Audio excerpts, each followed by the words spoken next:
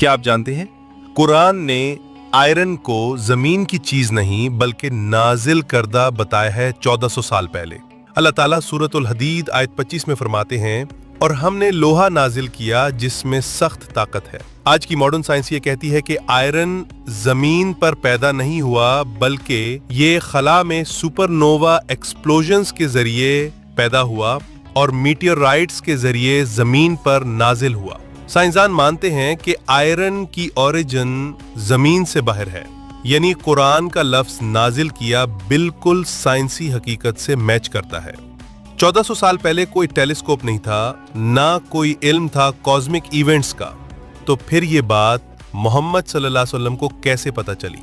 ये कोई आम इल्म नहीं, यह है कुरान का साइंटिफिक मिरेकल जो आज की स्पेस साइंस से मुताबिकत रखता है।